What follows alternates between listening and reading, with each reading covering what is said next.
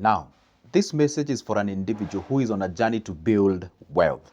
And by the way, let me ask a very simple question. Say you want to build a house. Obviously, there's some of the things that you need. Talk about iron sheets, talk about, building blocks, talk about, cement, all those kind of things. I mean, simply you need tools. You see, tools are those strategic things that you need for you to realize a thing, okay? Now, the thing is this, even when you're on a journey to build wealth, when you're on a journey to make sure that at least you amass yourself something in terms of the finances, you need to have some tools. And today on this video, exactly, I dare promise you, if you dare watch this video to the end, I'm going to share with you 5 tools that you need for you to be able to build wealth. You see, the problem that you do is this.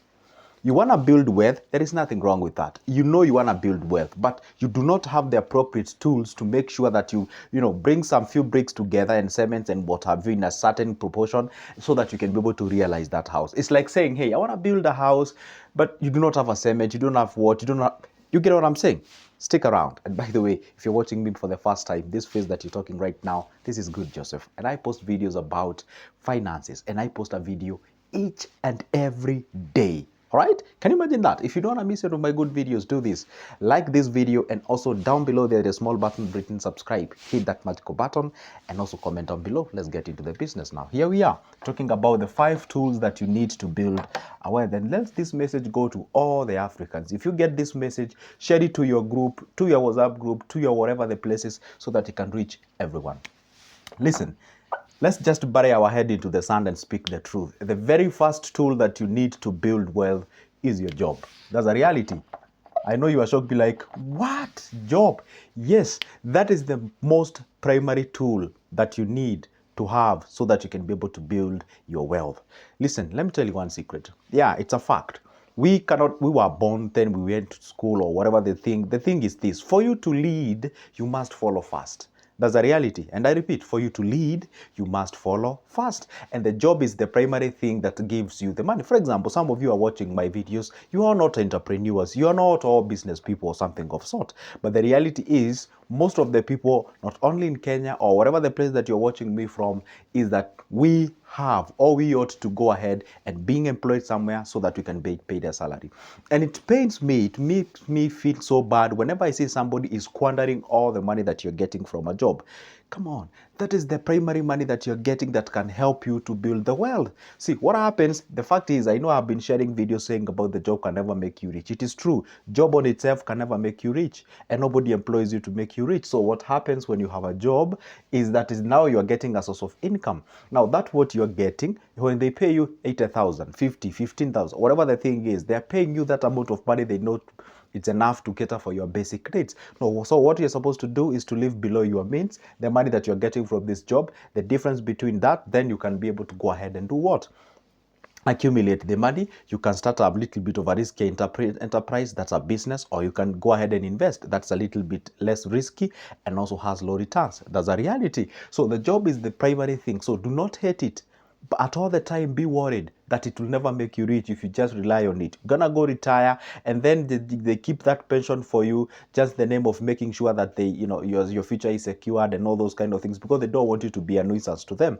So make sure that you respect your job, and that's what you're getting from the job. You actually manage it, you save it, you expand it, you invest it, so that at least you can be able to grow. So let no one lie to you. Job is necessity, but it will never make you rich. Whenever you get a job, it's like getting a painkiller. It never solve your problem. All right, that's the very first tool. So if you have this tool, or if maybe you do not have this tool, then think of about getting it, so that at least, you see, whenever you're looking at a job, it doesn't have a lot of moving part than when I'm telling you start a business, because you need a capital, you need location, you need blah blah blah. But when you need a job, it just needs to have those services that you can offer, so that at least now they can pay you in return. Now we go to the next tool that you need for you to be able to build wealth. Now this is where the serious thing starts to happen. The first thing that you need to have a tool called management skills. This management skills, it's a tool that is quite more essential. And I know you know that, okay? When I say management skills, you need to manage several things. Number one, you need to know how to manage time, okay? You need to be an individual who understands, how do I manage my time? And let me tell you one secret. I always measure how wealthy you can be, or maybe how much you can be able to take or make and retain at the same time, by the virtue of you being able to manage time. Time is of an essence. Time is an amazing thing. So if you can be able to manage time, then you possess those skills that are quite essential for you to build wealth. Number two, the thing that you need to manage, obviously, you need to be able to know how to manage money.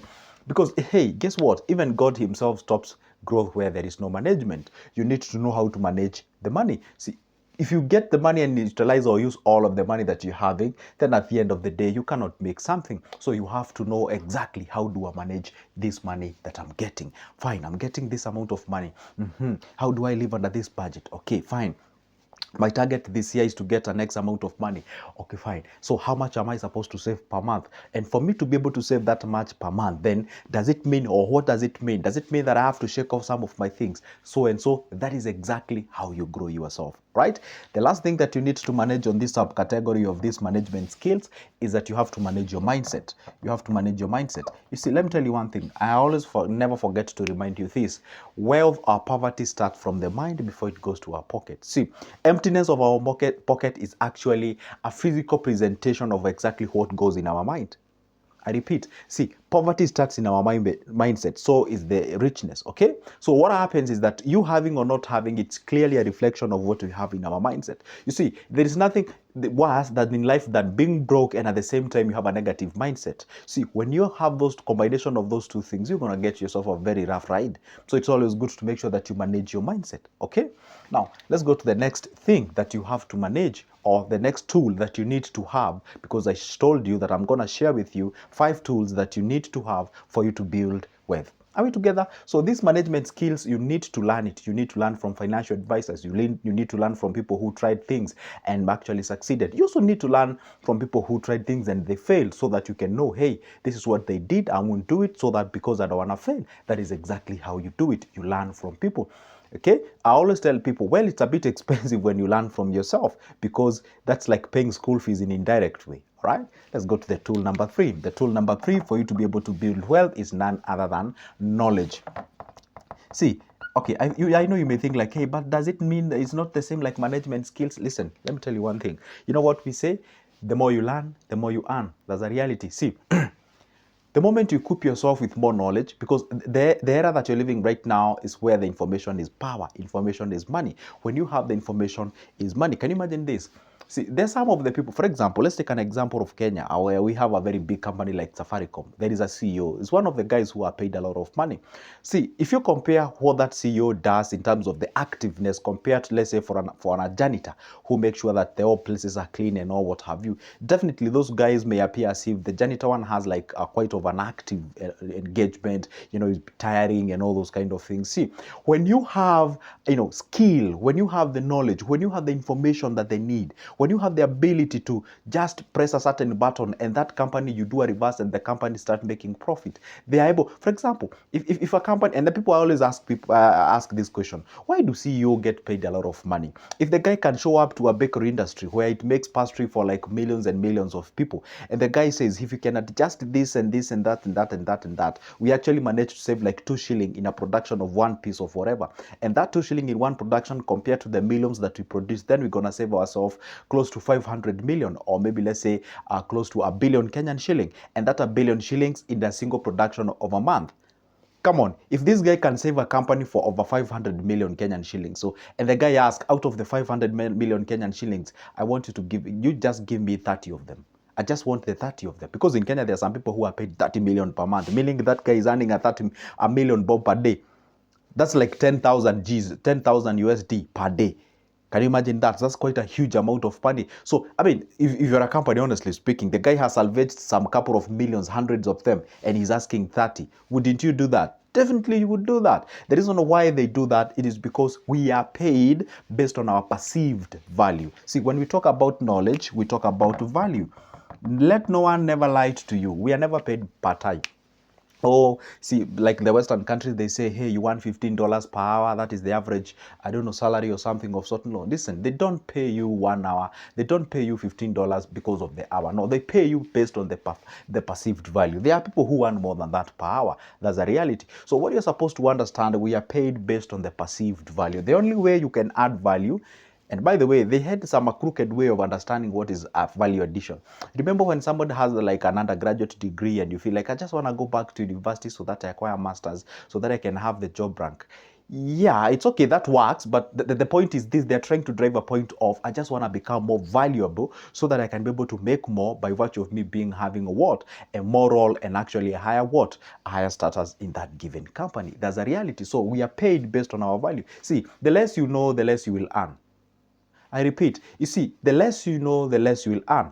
See, you don't read, you don't want to jog your mind, you don't want to be there. People talk about economics, you don't want to know. If you just listen some crooked information in the ground there, you don't want to even know the reasons why we have the inflation. What is inflation? How do I go about it? How do I benefit from from recession and all those kind of things? You don't want to learn. You see, people are always ready to pay anybody,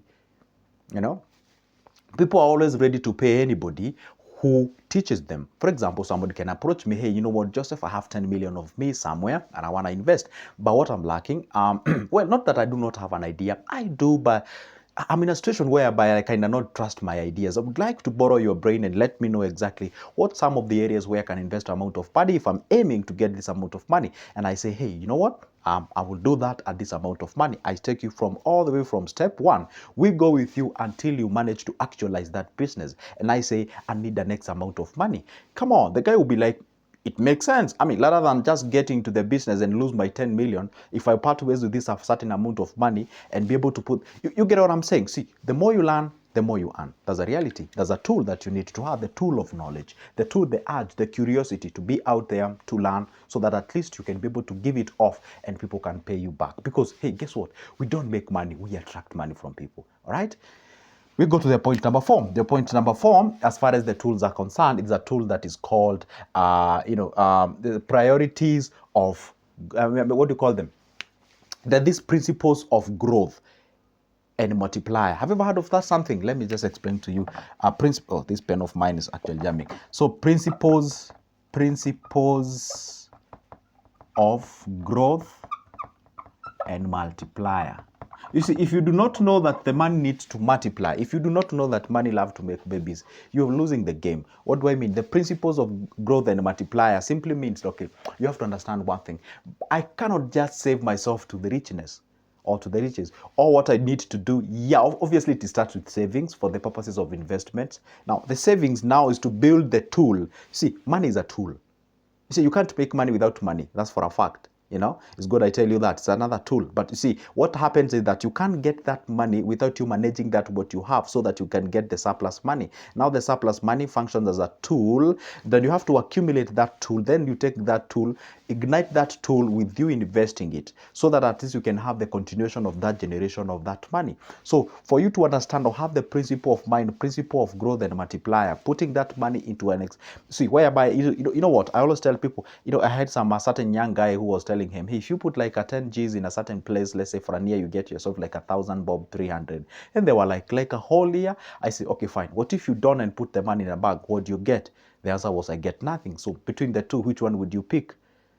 Yeah, I would rather pick the one that I'm getting 1,300. Exactly. You see, that principle of growth, now the 1,300 here out of the 10,000 is what we call the baby money. See, now instead of you buying that thing that you wanted to buy with the 10,000, which is the principal money or the primary money or the parent money, depends on how you want to call it. Now you eat the baby money. Why? Because the parents are always available here. They can make more babies for you. And now you can eat the babies. You get the thing. Now, the point is this, the money and the animals are kind of reversed. The animals we eat when they are matured, but the money we eat when they are young. That's a reality. You don't eat when they are grown, because when you're grown, that's the time they make more for you. Now, the point is this, you're supposed to understand the principles of growth. It's another tool that you need to equip yourself with. And again, where do you get these principles is when you actually and learn to learn. Shake off this old tradition of, hey, you have to save yourself, you have to save yourself. See, the older people used to tell us you have to save yourself, but never told us you have to save to invest. They just say save for the sake of your future. You have to save for the purpose of what? Getting that money into an investment for the purposes of multiplication. All right? Okay, we go to the point number 5, which happens to be the last one, the second last. Now, the second last point is that you have to be a respecter of time, or you have to have a tool called time. Time is different from what I was talking about here. When I said here, I was talking about management of time. Time here in the reference of you must understand one thing, that the wealth takes time, okay? Even if when I say faster, obviously there is a factor of time. It can be faster in 2 minutes, it can be faster in 2 years, it can be faster in 10 years, it can be faster. The fact remains there is an aspect of time. You see, there is nothing like making money now, like I don't know, like flash within. No, there is even that flash, there is an aspect of time. So you have to understand one thing, everything has to take time. And if you do not have the aspect of the tool called patience, then you're not in the gig of making money. If you get into the world of making money with a mentality of quick, I don't know how, it has to be now, that kind of a mentality, you're gonna lose the game. And that is not exactly how you approach it. And the last but not the least, you have to have something that is called risk taking. Risk taking. See, risk taking basically means that you must be an individual who knows one thing. If I go ahead and sleep on my money, it ain't gonna make me something. I have to put myself out there and I have to be aggressive so that at least my money can do something for me. See, I always tell people you must have 2 characteristics for you to be an investor or an entrepreneur. You must be a risk taker. Number 2, you must be crazy. Well, crazy in the sense that not being insane, crazy in the sense that you have to see things that people are not seeing it, to a point of them seeing as if you're crazy. That's a reality. But when you see like you're agreeing with the population, then you think about what you're doing. That is the genesis of making a mistake. You know what, guys? That marks the end of my video, but not the end of me posting a video each and every time. Make sure that you like the video. And also, if you'd like to have a conversation with me at a private level, pick that number of mine from the description of this specific video. Let's have a conversation. For now, it's a goodbye and see you in the next one.